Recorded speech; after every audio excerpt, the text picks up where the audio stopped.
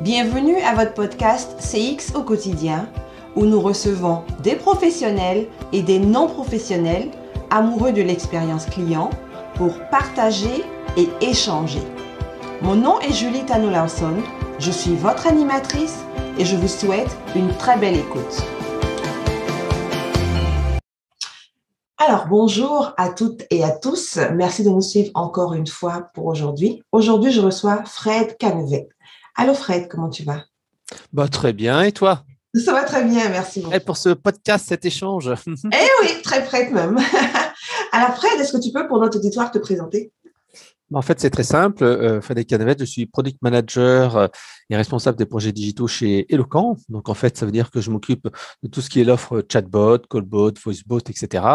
Et en plus de cela, en fait, j'anime aussi des événements, je participe à des webinaires, je m'occupe du CRM, je travaille aussi sur la génération de leads. Ça, c'est chez Eloquent. En plus de ça, en fait, ça fait plus de 15 ans que j'anime le blog conseilmarketing.com, qui est un blog en fait dédié au marketing B2B, dont l'expérience client, puisque ça fait partie du spectre. Ouais. L'expérience client est devenue vraiment importante et essentielle pour se différencier. Et donc, sur ce blog-là, donc j'aborde plein de sujets, comme à la fois la génération de leads, mais également l'effet waouh qui me tient beaucoup à cœur. Ouais, justement, alors donc notre thème d'aujourd'hui, c'est l'effet wow par l'humain et par les bots. Donc, on réconcilie les deux. Pour toi, c'est quoi l'effet wow? À quel moment on peut dire qu'on fait l'effet wow?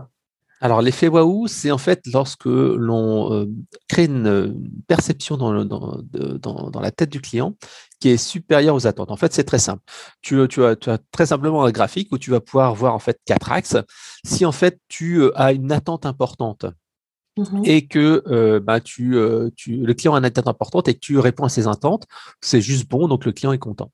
À l'inverse, si le client a des attentes très importantes et que tu ne réponds pas à ses attentes, alors il va être très mécontent.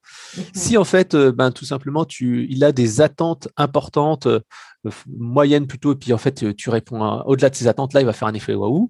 Et bien entendu, s'il a de faibles attentes et tu as de faibles attentes, bon, voilà, ça va être juste correct. Et ça, en fait, c'est cet effet, c'est la base de l'effet waouh. L'effet waouh doit vraiment être là pour aller au-delà de ce que s'attend le client. Et pour cela, en fait, il faut d'abord commencer par ce qu'on appelle calculer sa dette ou sa créance d'expérience client. Alors, sa dette ou sa créance d'expérience client, qu'est-ce que c'est? C'est se dire, par rapport à ma promesse, qu'est-ce que le client perçoit? Par exemple, je suis Air France. Les clients se disent, tiens, quand je vais voyager avec Air France, en fait, je vais avoir un bon plateau repas, les hôtesses qui vont être sympas. Si mon bagage il est un petit peu plus grand, peut-être quand même que je pourrais le mettre dans la soute, etc., etc. Donc, j'ai des attentes importantes et forcément, ma perception, si je suis déçu, je serai mécontent. À l'inverse, si je fais appel à EasyJet, à ce moment-là, j'ai des attentes qui sont plutôt faibles et donc, j'ai pas besoin d'aller beaucoup plus loin que répondre uniquement à ces attentes. Et donc, si par exemple, mon bagage il rentre pas dans la case, à ce moment-là, je dis oui, qu'est-ce que tu veux, j'ai pris EasyJet. Donc c'est là qu'il faut en fait vérifier au départ quelle est sa dette et sa créance d'expérience client, parce que sa dette, c'est par exemple, je suis une marque en B2B, le client s'attend à avoir un service premium et puis en fait je le déçois parce que le service premium n'est pas au rendez-vous. Et donc là, j'ai une dette d'expérience client. Au contraire, imaginons que je suis une autre marque dans le B2B et en fait, j'offre un service super méga premium. Sauf que bien sûr, je ne m'y attendais pas et je suis surpris, je suis agréablement surpris, mais sauf que le client, finalement, ça peut ou pas d'importance pour lui. En tout cas, ça ne fera pas la différence. Et là, à ce moment-là, je peux avoir une créance, c'est-à-dire que j'en offre un petit peu plus. Voilà, ça, c'est la base. Donc, déjà, voir quelle est son offre et par rapport à cela, qu'est-ce qu'on va offrir au client? Parce que si je suis EasyJet, en fait, ça n'a aucun intérêt que je fasse un service premium parce que les gens, en fait, ne s'attendent pas à ça. Et au contraire, ma structure de coût va faire que je dois être dans quelque chose qui est plutôt standardisé, qui est plutôt low cost. Et ce qui est intéressant de savoir, c'est que dans tous les marchés actuellement, enfin tous les marchés matures, tu n'as plus que 2 positionnements. Soit tu es tout en haut et dans le service premium, soit tu es plutôt en bas. Tous ceux qui sont au milieu ont beaucoup de difficultés parce qu'ils ont du mal à avoir des prix importants sans justifier d'un service premium. Et c'est pour ça en fait que beaucoup de marques actuellement dans certains secteurs ont un peu de mal parce qu'elles se retrouvent entre les deux. Oui, on est un super service et on n'est pas cher. Mais ça, c'est compliqué. Il vaut mieux plutôt dire je suis un super service et je suis un peu plus cher que les autres que se dire j'essaie de faire le meilleur. En fait, on n'essaie pas d'avoir le meilleur service, mais le meilleur service pour une cible donnée. Donc ça, c'est la première chose. Créance, effet waouh. Et ensuite, on peut se dire que l'effet waouh peut être soit naturel, soit peut être provoqué. Alors, le premier, en fait, c'est l'effet waouh naturel. L'effet naturel, en fait, souvent, c'est lié aux agents, aux salariés, aux collaborateurs de l'entreprise, parce qu'en fait, ils ont une culture client. C'est-à-dire que tu es capable, en fait, parce que tu es orienté client, d'aller chercher cet effet waouh. Parce qu'en fait, un client va venir te voir et en fait, tu vas tout simplement aller au-delà de ses attentes. Un exemple très simple. J'aime bien citer tout le temps. Je suis allé chez Manson Fleur il y a quelques mois de cela. Donc, Manceau Fleurs, c'est une petite boutique de fleurs plutôt low cost en fait. C'est pas un fleuriste de quartier, c'est plutôt une chaîne de fleuristes et généralement c'est pas très cher. Okay. Donc tu vois, je vais dans cette boutique où je m'attends pas à grand chose. Manceau Fleurs, voilà, c'est pas le petit fleuriste du quartier que je connais, etc. J'y vais avec ma fille de 3 ans et donc je la tiens dans la main et puis on va chercher des fleurs parce qu'on était invité chez des amis. Je commence à faire la queue. Ma fille, elle regarde, elle est comme ça, etc. Et puis là, tout d'un coup, il y a la fleuriste qui était à la caisse en train de préparer des fleurs, qui arrive et qui tend une petite fleur violette à ma fille, qui dit tiens, je te donne une petite fleur, ma petite. Et là, elle a gardé la fleur pendant tout le temps. Elle a fait ah, waouh, ma fleur, ma fleur. Bon, après, moi, je suis passé à la caisse, j'ai payé, j'ai pris ma fleur. Je dis merci, c'était très gentil. Ma fille est rentrée pendant tout le trajet avec la fleur. Et quand elle arrive, elle a dit maman, maman, maman, regarde, j'ai une fleur. Ah là. Et donc là, en fait, c'est en fait de l'effet waouh spontané. Parce qu'en fait, s'il y avait de la surprise, il y avait de l'émotion, il y avait de la personnalisation et c'était vraiment quelque chose qui était au-delà de mes attentes. Ça, c'est un petit peu du spontané. Pareil, là encore une fois, j'étais avec mon autre fille qui avait 3 ans cette fois et j'étais justement chez Air France. Et je prenais l'avion en fait pour la première fois. Il y avait ma femme, moi et ma première fille. Et puis, il y a une hôtesse qui vient, qui dit voilà, je peux contrôler vos billets, machin et tout ça. Et c'est là que l'hôtesse, ça me dit ah ben elle a quel âge votre fille? Ah ben on lui dit ben elle a 3 ans. Ah c'est son premier vol? Oui bah oui c'est son premier vol, première fois qu'elle vend l'avion. On dit ah bah très bien, voilà bon vol à tous. Elle revient un quart d'heure plus tard avec un petit diplôme. Voici votre premier diplôme de voyageuse. Voici une petite tasse et voici une petite cuillère Air France. Et je dis ah waouh, ah merci c'est super sympa. Et depuis c'est vrai que moi je me dis ben je préfère payer un peu plus cher et aller chez Air France. Parce qu'en fait, je peux aller, je sais que j'ai un effet au bout, j'ai la confiance et tout ça, et puis ils ont créé de l'émotion en moi. Donc ça, c'est ce qu'on appelle l'effet waouh, comment dire, naturel. Et pour cela, en fait, souvent, il va falloir travailler sur la culture client, l'orientation client et faire en sorte que les collaborateurs aient vraiment envie d'aider les clients. Et pour cela, il faut donc soit ça soit naturel. Et donc, en fait, les gens sont plus ou moins orientés clients. En fait, selon que tu sois altruiste, etc., et ben en fait, tu vas être plutôt orienté client. Parfois, et ben en fait, tu as un profil qui peut être très cartésien et pour toi, cette notion d'expérience client, elle est très lointaine. L'exemple typique, c'est quelqu'un qui est, par exemple, dans un service informatique, qui fait du support client et qui est là pour appliquer la procédure. Et parfois, en fait, en essayant de défendre l'entreprise, il peut en fait, à l'inverse, nuire à l'expérience client. Imaginons que, ben voilà, j'appelle mon entreprise d'assurance. Et qu'est-ce qui se passe? J'ai ma fille, par exemple, peu importe, un problème. Je n'ai pas souscrit au bon forfait ou je n'ai pas souscrit au bon truc ou ma police d'assurance s'est arrêtée il y a 3 semaines. Il me dit non, désolé, monsieur, il fallait souscrire à telle police d'assurance. Vous n'avez pas déclaré ça dans les 3 jours. Désolé, on ne peut rien faire pour vous. Il fallait redéclarer avant. Merci, au revoir. Le client, l'employé a l'impression d'avoir fait son travail parce qu'il a appliqué le règlement. Parce que c'était comme ça, c'est le client qui s'est trompé. Et puis voilà, le client, il dit oh, putain, c'est moi qui ai fait l'erreur, je me suis fait avoir, mais bon, c'est de ma faute. Mais en même temps, il va se dire plus jamais je commanderai avec cette boîte-là, quoi. Je vais prendre une autre boîte qui sont un peu plus sérieuses, etc. Et là, en fait, c'est un manque de culture client des collaborateurs. Et c'est pour ça, en fait, qu'il existe plusieurs techniques. Il y a par exemple le COS, Customer Orientation System, qui est en fait un système en fait, de notation qui a été inventé par Daniel Ray et Guillaume Antognetti à Grenoble, qui sont 2 chercheurs, qui permet justement de mesurer l'orientation client d'une entreprise et savoir en fait quelle est la culture client et quel est en fait le gap. Et ça peut même aller jusqu'à une analyse de l'orientation client des managers, des directeurs, des collaborateurs et savoir qui il faut coacher en fait sur l'équipe. Leur système a également été dupliqué pour ce qu'on appelle le cost recrutement. Le cost recrutement, c'est quand tu recrutes une personne, par exemple, au service client, au marketing, tu peux t'assurer que la personne a véritablement une orientation client. Ouais. Et ça, en fait, ça permet justement d'avoir les personnes qui sont orientées sur cet effet waouh. Donc, cette orientation naturelle nécessite vraiment de travailler sur un programme de culture client. Et moi, j'ai un excellent exemple qui est Geodis. Geodis, comme ça, a mis en place un programme. Geodis, c'est un transporteur de colis B2B et B2C en France. Ah, d'accord. Et donc, en fait, ils avaient en fait ce qu'ils appelaient une culture SAV.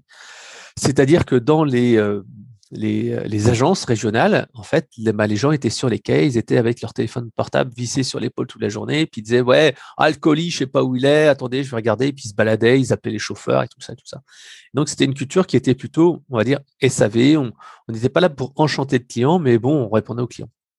Et ils se sont dit non, on ne peut plus continuer là-dessus parce qu'en fait, nous, nos clients, ils sont à un niveau d'exigence qui sont de plus en plus importants. Et quand on voit des concurrents comme Amazon, comme d'autres marques, en fait, qui ont une expérience client, eh ben, il faut qu'on travaille cette expérience client. Donc, ils ont travaillé sur plusieurs axes. Ils ont identifié 7 points. Par exemple, la facture, par exemple, le dernier kilomètre, etc., etc. Et un des points a été justement de travailler le service client parce que ils ont fait une étude en disant pourquoi vous ne recommandez pas notre marque et pourquoi vous recommandez notre marque. Et à chaque fois, donc en premier, c'était bien sûr la qualité de service, mais en deuxième, c'était la qualité du service client. C'est-à-dire que le service client faisait que les gens recommandaient ou pas le service. Donc, ils ont fait un programme qui était vraiment ambitieux. C'est-à-dire que tous les gens des centres de contact régionaux sont montés pendant 2 jours à Paris pour avoir en fait une formation à pourquoi l'expérience client c'est importante, comment ça marche, etc., etc. 2 jours, donc sortir du quotidien. Ensuite, ils ont eu un serious game qui leur permettait de prolonger en fait cette formation pour s'entraîner à répondre à un client difficile, etc., etc. Ils ont ensuite un programme de coaching par leur manager qui disait bah voilà, on va faire 1 ou 2 écoutes par semaine ou par mois et une analyse d'un email ou d'une conversation téléphonique. Et donc, ça permettait de se coacher, de se motiver, etc. En complément de ça, ils ont vu aussi qu'ils avaient un problème sur l'orthographe. Or, l'orthographe était quelque chose d'important. Et donc, en fait, ils ont fait monter en compétence les collaborateurs du service client sur la partie orthographe avec la certification Le Robert. Et donc, ça a motivé toutes les équipes, et même des équipes, on sont challengées, ouais, il faut que j'ai des meilleures notes sur Le Robert, etc., etc. En complément de cela, en fait, ils ont fait appel à Élu Service Client de l'année, qui est un concours en fait en France, qui est très connu et qui permet en fait de motiver et de faire un point d'orgue et de mettre en lumière au moins 1 fois par an les services clients. Parce qu'en fait, pendant une période, je crois que c'est de 1 mois, les personnes de Élu Service Client de l'année appellent en faisant passer pour des clients et en fait appellent le service client au téléphone, par email, par chat, et ils notent en fait la conversation, la qualité de réponse, la suivi du script, la suivi des besoins, ce qui permet en fait à l'entreprise donc de se mesurer par rapport à ses concurrents, parce qu'en fait ils interrogent plusieurs personnes d'un secteur d'activité et ils font un benchmark entre vous et le meilleur, et ensuite en fait ils vont comparer également par le meilleur de tous les secteurs. Par exemple en France c'est la Maïf, etc., etc. Et ça permet donc de se benchmarker, 2, de créer un point d'orgue en fait dans le service client, de le remettre en lumière et de motiver les collaborateurs. Ouais, il faut qu'on fasse un truc, il y a à lire service client de l'année, il faut qu'on travaille sur nos emails, il faut qu'on travaille sur ceci, etc., etc. Et donc, Geodis est passé d'une note, je crois, de 7 ou 8 ou 10 sur 20 à une note de 14, 15, 16, 17 et d'aller challenger les meilleurs. Et de plus en plus de marques, en fait, en France font ça. Ils utilisent ce système d'élu service client de l'année pour se benchmarker. Alors, ça coûte, je crois, 10, 15 000 euros, un truc comme ça. Mais en fait, il y a tout un système. Il y a même un rituel, c'est-à-dire que à partir du moment où on arrive au moment annuel des enquêtes, en fait, ils reçoivent par la poste un coffret avec des drapeaux, des autocollants, des chapeaux, des goodies. Et donc, en fait, comme ça, il y a une motivation. Et en fait, après, il y a la soirée Élu Service Client de l'année où les services clients vont tous ensemble assister à cette journée-là. Enfin, pas tout le monde, mais les représentants. Par exemple, Geodis, je crois qu'ils sont une petite dizaine. Et donc, ils montent sur scène en disant, voilà, le meilleur service client dans la catégorie transport, c'est machin. Et là, c'est ouais. Et même, ils font ça à distance où tu peux, en fait, voilà, ça crée un événement. Et ça, en fait, ça fait partie de cet effet waouh que l'on peut retrouver également dans le livre, en fait, Ces moments qui comptent. Pour moi, qui est vraiment le livre le plus important à lire si on veut créer un effet waouh, c'est Ces moments qui comptent. C'est un bouquin qui permet, en fait, de modéliser, en fait, une bonne expérience client. Donc, Ces moments qui comptent, un livre qui a été créé par les frères Is, Dan Is, par exemple. Et en fait, c'est un bouquin qui explique que l'effet waouh, peut être programmé et ne pas être juste comme ça, comme je dis, naturel, spontané. L'effet spontané, c'est ce que j'ai dit juste auparavant, comment faire un effet client. Et en fait, ce bouquin-là, justement, est important parce qu'il explique justement que l'effet waouh peut être programmé. Alors pour cela, donc, il faut justement passer d'une culture SAV à une culture client. Donc là, en fait, c'est ce qu'ils ont fait. Ils ont créé un moment. Ils sont sortis du lot, ils sont allés au siège. Il y a eu une communion, c'est-à-dire qu'en fait, ils étaient ensemble. Ils se sont rendus compte de quelque chose et il y a eu vraiment une élévation, cette élévation et cette personnalisation. Et en fait, ils se sont rendus compte, ah ouais, il y a quelque chose. Et là, en fait, on a vraiment un avant-après. Et quand il y a cet avant-après et après un suivi qui montre que ce n'est pas juste des mots, mais c'est véritablement quelque chose qui compte et la direction est vraiment impliquée dedans, les gens disent, ah oui, il y a quelque chose. Donc ça, c'est aspect effet culture client. Mais ce bouquin insiste aussi sur le fait que tu peux programmer l'effet waouh. Par exemple, dans le domaine en fait de l'énergie, tu peux améliorer fortement la satisfaction client en ajoutant un tout petit truc à ton script d'appel. C'est-à-dire qu'à la fin, dans des entreprises comme Enedis, Engie, etc., les employés sont formés pour dire « Ah, au fait, est-ce qu'on peut prendre 2 secondes pour vous aider à maîtriser votre consommation d'énergie ?» Et à la fin, en fait, le collaborateur va dire « Tiens, vous avez un congélateur, vous avez ceci, est-ce que vous savez que si vous diminuez d'1 degré, vous pouvez faire cela, si vous dégivrez de blablabla. » Et ça, en fait, ça permet d'augmenter la satisfaction moyenne de tous les clients qui ont cet effet, ce petit coaching derrière sur l'énergie.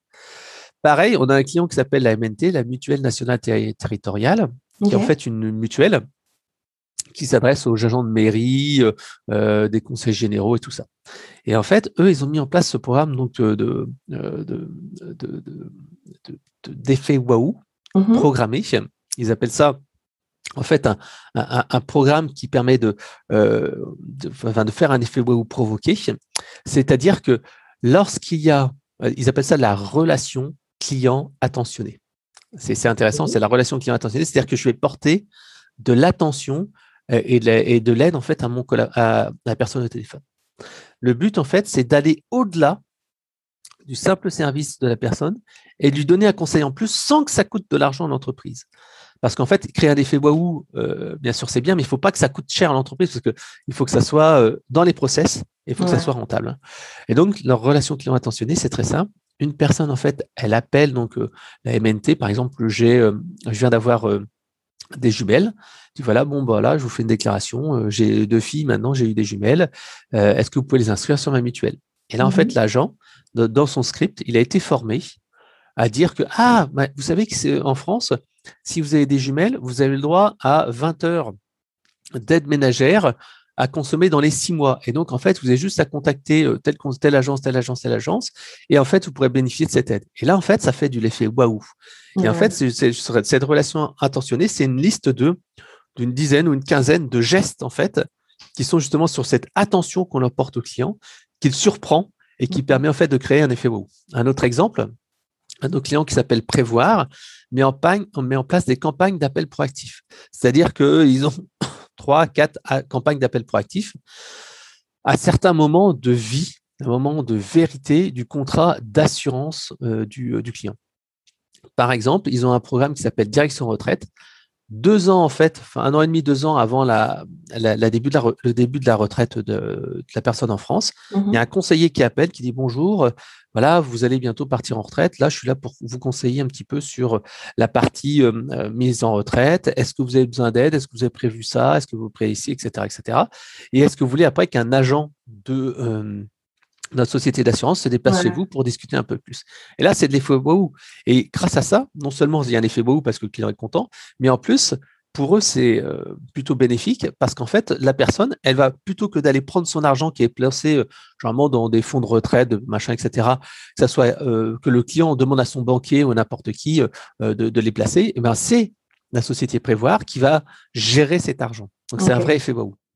Pareil, ils font de l'appel proactif aussi sur ce qu'ils appellent des campagnes balais, qui sont en fait sur des clients qui sont professionnels, des courtiers, etc., qui sont vraiment sursollicités et qui sont vraiment souvent recherchés par la concurrence.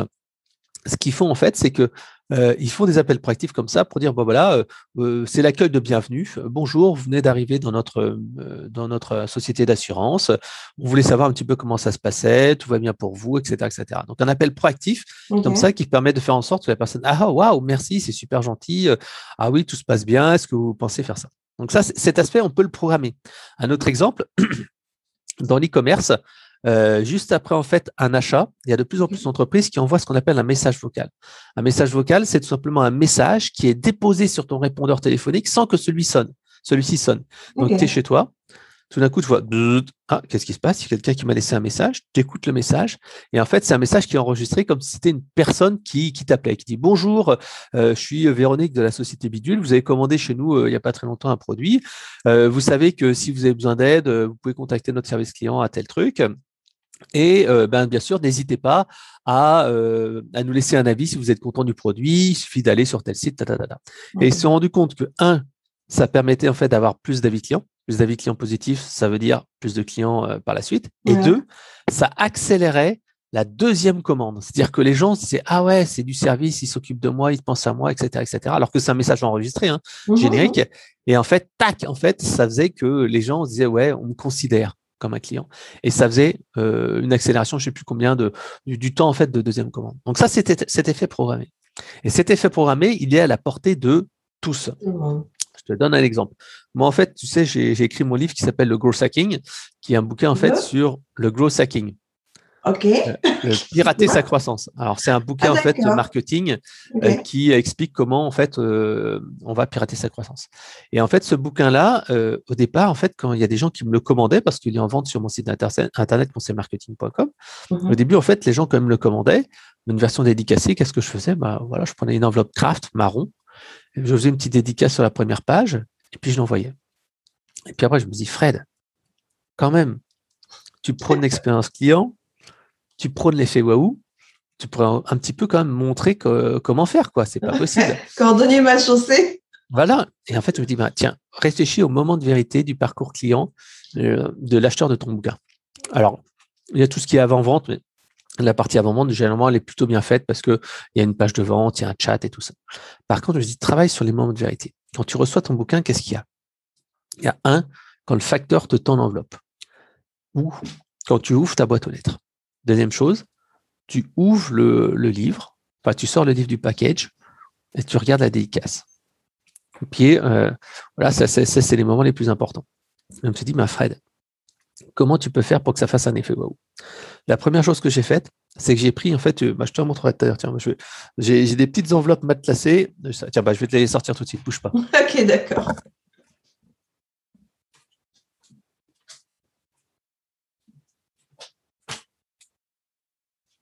Voilà, en live. Ok. Donc ici, tu vois, ça c'est mon bouquin comme je l'envoyais auparavant. Okay. Donc un bouquin papier, voilà, avec sur la première page, tu vois, juste une dédicace classique. Ouais. Et en fait, je me dis, Fred, il faut vraiment que tu travailles cette expérience client. Et j'ai commencé par prendre une enveloppe matelassée, tu vois, dorée comme ça. Okay. Et là, en fait, quand la personne, elle reçoit son bouquin, elle se dit, ah, mais c'est quoi déjà? Ah oui, c'est vrai, c'est bouquin conseil marketing. Ou alors son facteur. Des fois, les gens me disent, ah, mon facteur m'a apporté ça, et puis il m'a dit quoi? Vous avez eu un trésor, vous avez gagné un concours, etc., etc. Okay. Sur ici, le timbre, j'ai également imprimé en ligne un timbre où il y a marqué félicitations ou un truc comme ça. Et donc, en fait, ça fait un petit effet waouh. Tu vois, c'est un timbre en fait que j'ai imprimé en ligne. Alors là, il n'est pas en couleur parce que j'ai plus de cartouches, mais toi, c'est un petit timbre ici qui a marqué, hop, je ne sais pas si tu le vois. Encore. Recule un tout petit peu, peut-être. J'essaie de te montrer. Il y a marqué félicitations. Okay. On ne le voit pas, mais bon. On comprend. Voilà, ici, oui, là, on le voit. Oui, d'accord. Félicitations. Vois, oui. Ouais. Et donc, tu vois, ce truc-là, il est sur le bouquin. Et donc, il y a, sur l'enveloppe, il est marqué félicitations avec un paquet cadeau. Les gens disent, ah, mais c'est quoi ce truc-là? Okay. Donc, ensuite, il y a. Donc, j'ouvre le bouquin. Waouh, je le sors. Je vais sur la première page. J'ai ma dédicace. Et je me suis dit, Fred, qu'est-ce qui pourrait faire que tu pourrais faire un effet waouh? Ça serait un petit dessin. Ouais. Le problème, c'est que moi, je ne sais pas dessiner. Et donc, qu'est-ce que j'ai fait? J'ai volé à ma fille au début. Et ensuite, je l'ai fait moi-même. Des autocollants de pirates. Tu vois, comme ça. OK. Et donc, en fait, j'ai des autocollants de pirates. Pour les femmes, j'ai des autocollants de sirènes. Et donc, en fait, hop, à chaque fois, en fait, je mets un petit autocollant avec un petit mot personnalisé en disant bienvenue dans la guilde des gros hackers et un petit autocollant là-dessus. Et donc, en fait, il y a ça. En plus de ça, donc je me suis dit, Fred, comment tu peux faire en fait cet effet waouh sans que ça te prenne du temps, de l'argent, etc. J'ai commencé à faire un marque-page avec soit un conseil personnalisé, soit en fait un conseil générique, mais qui peut s'adresser à la personne. Donc, j'avais commencé par un grand marque-page qui était aussi grand que ça. Et je me suis dit, Fred, tu passes beaucoup de temps à écrire le truc. Je suis passé sur un plus petit format où je mettais un conseil au lieu de 3 conseils. Je mets 2 petits autocollants dedans et j'envoie un petit message là-dessus. Et en plus, pour améliorer, bien sûr, rendre la rentabilité de ça, généralement, quand je fais un conseil comme ça, après, je le filme et je le melle sur TikTok, sur Instagram, parce que ça me permet de réutiliser ce petit conseil ailleurs. Donc, tu vois, je fais ça. Et puis ensuite, donc la personne, elle ouvre son bouquin, elle a sa dédicace, elle a le texte, elle a le petit autocollant, elle a le marque-page qui est là avec des conseils écrits à la mano. Et je me disais, waouh, c'est bon, l'effet waouh, il est bon. Et c'est là qu'en fait, un de mes amis m'a dit, Fred, tu sais aussi qu'il y a un truc qui est important, c'est la dernière page. C'est quand les gens ont écrit le bouquin et lu tout le bouquin en entier. Je dis, ah ouais, c'est vrai. Et en fait, depuis, grâce à lui, sur la dernière page du livre, ici, j'écris généralement une petite dédicace et je dis bravo pour avoir lu tout le bouquin. Si jamais tu fais une critique sur Amazon ou sur LinkedIn, je t'offre un petit cadeau surprise. Et donc, j'offre une formation vidéo, un truc comme ça. Donc, c'est pour te montrer que cet effet waouh, il n'est pas impossible à créer, il faut juste le programmer. Un autre exemple qui est indiqué justement dans Ces moments qui comptent, le bouquin que j'adore en fait, qui est des bouquins d'F.R. If. Moi, je l'écoute en livre audio, hein, mais il existe aussi en livre papier. Il donne l'exemple en fait de The Magic Castle Hotel. The Magic Castle Hotel, c'est l'un des 10 premiers hôtels à Los Angeles sur plus de 500 hôtels. Et pourtant, cet hôtel-là, il ne paye pas de mine. Si tu regardes les photos, Magic Castle Hotel, tu verras en fait que cet hôtel-là, il est plutôt pas terrible. Il est tout jaune, la piscine est toute petite, mais ils ont créé des effets waouh programmés. Le premier effet waouh, qui est un effet waouh correct, c'est que tout simplement, tu peux emmener tes fringues au pressing et ils te les renvoient directement nettoyées. Mais pas juste dans un sac. C'est-à-dire qu'en fait, tu as un petit brin de lavande et tu as un petit mot écrit manuscrit. Voici vos vêtements, bonnes vacances. Ça, c'est un premier truc. C'est vrai que c'est pas mal. Le deuxième truc, c'est l'effet waouh. C'est qu'en fait, ils ont près de la piscine un téléphone rouge. Ce téléphone rouge, les enfants peuvent appeler et disent, et là, il y a quelqu'un qui répond et qui dit Popsicle All Time, bonjour, que puis-je faire pour vous?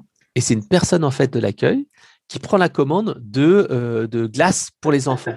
Et les enfants peuvent dire moi, je voudrais une glace à la fraise, à la vanille et tout ça. Et à ce moment-là, tu as une personne de l'accueil qui arrive avec des gants blancs et un petit plateau et qui sert les enfants. Et en fait, les enfants, ils adorent ça. Et ils ont créé cet effet waouh. Au lieu de mettre en fait des congélateurs près de la piscine avec des glaces, non, ils ont créé un effet waouh parce que les enfants peuvent appeler, le serveur arrive et il leur donne tout de suite les glaces. Tu vois, c'est ça en fait l'effet waouh. Tu peux le programmer et faire en sorte que ça fasse un effet waouh. Et justement, pour en venir aux bots, les bots aussi. Mais attends, alors, avant qu'on passe aux bots, moi aussi, je veux résumer là. La première chose qu'il faut faire, c'est d'abord connaître son client. Oui. Avoir une proposition de valeur qui est claire. Donc, le client, parce qu'on crée l'attente chez le client et s'assurer de minimalement réussir à combler cette attente-là qu'on crée chez le client. Oui, on ne fera jamais d'effet waouh si on ne répond pas aux attentes minimales. D'accord. Et ensuite de ça, il faut aller un peu plus au-delà de ça, en fait. L'effet waouh, c'est s'assurer qu'on connaît les moments de vérité de notre client puis qu'on les rend magiques. Est-ce que je peux dire ça comme ça? Oui, tout à fait. Parce qu'en fait, beaucoup trop d'entreprises en fait, se concentrent sur ce que, dans le livre, Ces moments qui comptent, qui parle ça, sur les trous d'expérience client.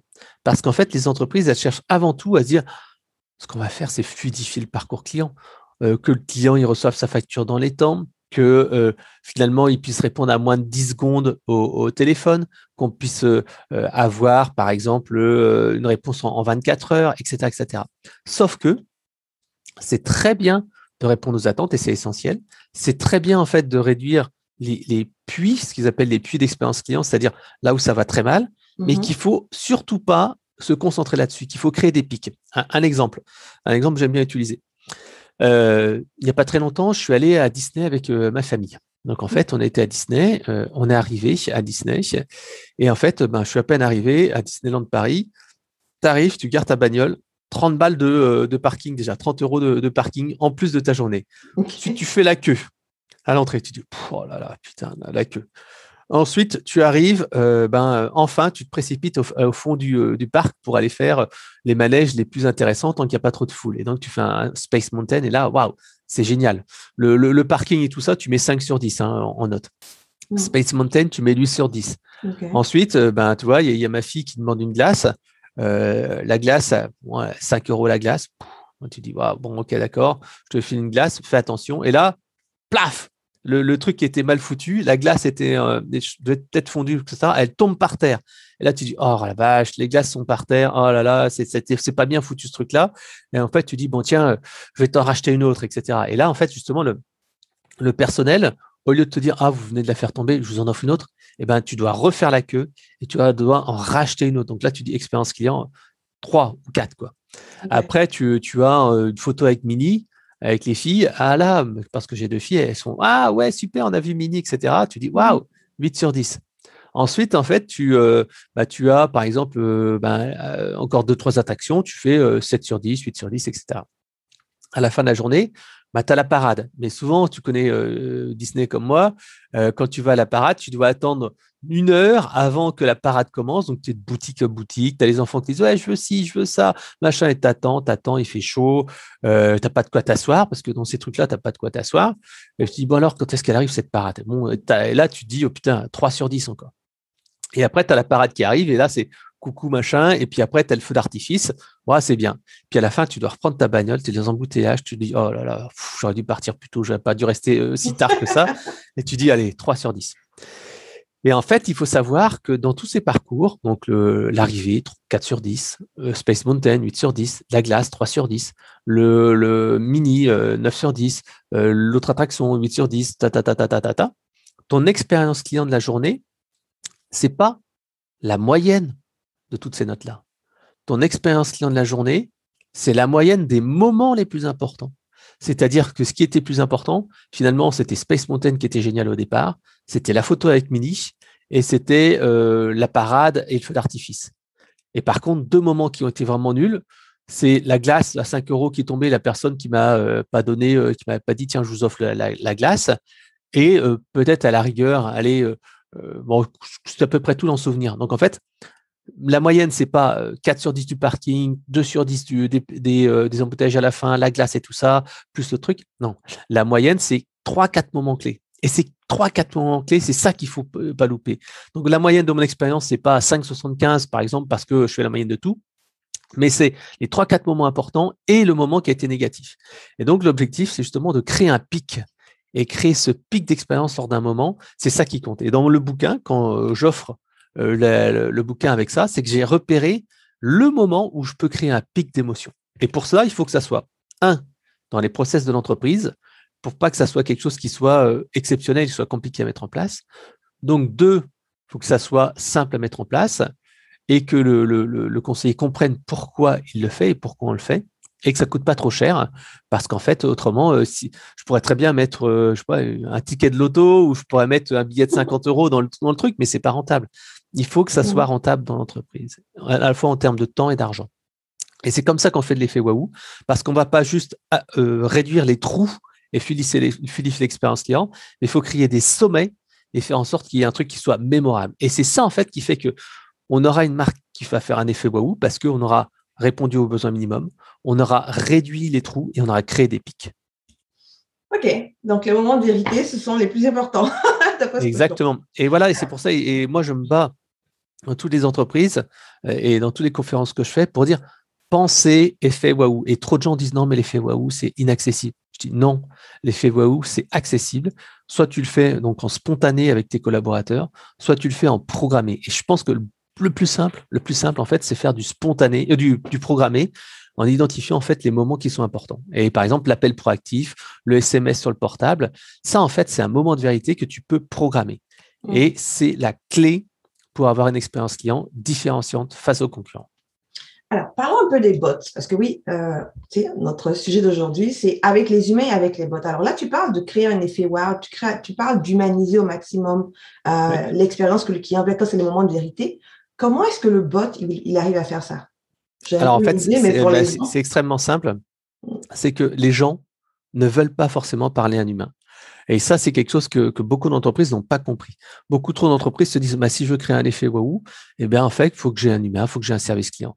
Mais le best service is no service. Tu vois, c'est le meilleur service, c'est quand la personne n'a pas besoin d'appeler le service client. Et en fait, pour cela, il y a 2-3 trucs qui comptent. Un, la réactivité et la qualité de la réponse. Et en fait, il y a justement, il y a un bouquin qui a été écrit par la personne du service client de Captain Train, qui disait que s'il y a une chose qui peut créer un effet waouh, c'est qu'en fait, on réponde rapidement au client. Et donc, en fait, le bot, il est là pour ça. C'est-à-dire qu'il va offrir un premier niveau de réponse où on peut avoir une réponse 24 heures sur 24 et correcte. Et en fait, qui va faire que la personne va avoir sa réponse tout de suite. Elle ne va pas attendre au téléphone, elle ne va pas devoir envoyer un email. Elle peut avoir sa réponse. Et c'est ça le bot d'où il vient. Il peut faire du bot d'appel sortant pour qualifier une demande, faire une relance, faire un rappel, etc., etc. Soit du bot d'appel entrant. Et à ce moment-là, on est là, par exemple, pour déclarer un sinistre 24 heures sur 24, faire un suivi de colis, etc., etc. Et ça, en fait, tu réponds à 2 demandes du client. Un, le self-care, les gens veulent se débrouiller tout seuls, ils n'ont pas forcément besoin d'un conseiller. Et 2, en fait, la rapidité. Et ça, c'est important. Mais pour que ça marche, il faut en fait que le bot réponde correctement. Merci. Parce qu'en fait, avant tout, moi, c'était ma prochaine question parce qu'il y a des bots un peu partout, puis je trouve que ça crée beaucoup de frustration chez justement les clients. Donc, exactement. En fait, les bots, en fait, il y a une énorme polarisation au niveau des bots. C'est-à-dire que soit les gens sont hyper satisfaits et disent merci au bot, soit les gens sont très satisfaits et ils engueulent le bot. Il n'y a pas de milieu. Parce qu'en fait, le bot, soit il sait bien faire sa mission et les gens sont super contents, soit il ne sait pas. Et là, ça fait de la frustration et les gens sont énervés. Et dans les outils du parcours client, donc Élu Service Client d'année fait une étude chaque année sur les différents canaux de communication. Et les bots, c'est celui qui a la moins bonne note. Ils sont à moins de 50% de satisfaction. Pourquoi ? Parce qu'on a une promesse qui est trop importante. Tous les bots qui disent « En quoi puis-je vous aider ?» il faut arrêter ça. Le bot doit dire « Je dois vous aider pour telle mission, telle mission, telle mission. » Et s'il y a une autre mission, à ce moment-là, je transfère vers un escalier, un conseiller en escalade. Et pareil pour le callbot. Le callbot, c'est le bot au téléphone. S'il y a 2 incompréhensions, il faut automatiquement passer un conseiller en disant « Voilà, je ne comprends pas votre réponse, je veux passer un conseiller. » Parce qu'en fait, il ne faut pas coincer le client dans une boucle. Et c'est pour ça qu'il faut vraiment travailler l'expérience client. Et en fait, quand on réussit un bon bot, c'est qu'il faut en fait cloner le meilleur conseiller du centre de contact. C'est pour ça qu'il faut intégrer les personnes du centre de contact dans les tests et faire au moins 3 sessions de validation du bot. Et donc, le chatbot, moi, à chaque fois, je le dis, on en a mis plusieurs en place, il faut en fait que sa mission soit définie clairement. Voilà ce que je peux faire. Et il faut travailler la complétude et la pertinence des réponses. La complétude, c'est dire que j'ai une réponse qui est la plus complète possible. Parce que si ce n'est pas clair, si la personne a un doute, elle va dire « Je préfère parler à un agent. » Voilà. Et donc, la complétude et la pertinence et la personnalisation des réponses. Parce que si c'est pour refaire une FAQ qui est déjà visible, ça ne sert à rien parce que le client, généralement, il arrête à regarder. Et le 3e point, c'est faire l'escalade, dire escalader quand il n'a pas compris vers en fait un agent. C'est comme ça en fait qu'on fait un bon bot. Comme je te disais, moins de 50% en moyenne pour les bots classiques du stand du marché. Quand tu as une escalade vers un conseiller, tu peux arriver à un taux de 90%, 85-90%. Quand tu n'as pas d'escalade vers un conseiller, généralement, nous, on le voit, tu as un taux de satisfaction qui est à peu près de 2/3, 66%. C'est pour ça, en fait, qu'il est important de mettre toujours une escalade vers un conseiller, vers un agent. OK. Écoute, c'est assez clair parce que je pense que le gros problème qu'on a présentement, c'est que tout le monde a un bot, puis ne sait pas forcément comment le placer, puis le rendre pertinent pour la clientèle qui les reçoit. Oui, voilà, il faut que ça rende service et il faut penser aux clients et à ses demandes et pas, il faut vraiment être empathique et pas penser à ce que moi je voudrais que le bot fasse. Oui, effectivement. En fait, tu as de l'expérience client. Tu mets dans les chaussures de ton client à chaque fois. Tout à fait. Ouais. Écoute, c'était super intéressant. C'est sûr qu'habituellement, on fait un podcast de 20 minutes, mais c'était impossible de t'arrêter parce que tout ce que tu donnais comme information était super intéressante. Si quelqu'un veut te rejoindre, entrer en contact avec toi, c'est quoi? Quelles sont tes coordonnées? C'est simple, mon blog conseilmarketing.com, donc conseil Canes, conseilmarketing.com. OK. Donc, vous tapez Frédéric Canevette sur LinkedIn et vous tombez sur moi. Et puis, si vous voulez en savoir plus sur tout ce qui est enquête de satisfaction, solution de centre de contact, chatbot, callbot, il suffit d'aller sur eloquent.com. Parfait. Écoute, merci beaucoup, Fred. C'était passionnant. Je ne pouvais même pas t'interrompre, j'arrêtais pas de t'écouter. Merci à vous, nos auditeurs qui nous écoutez encore chaque 2 semaines. On se revoit donc dans 2 mercredis. Au revoir. Au revoir.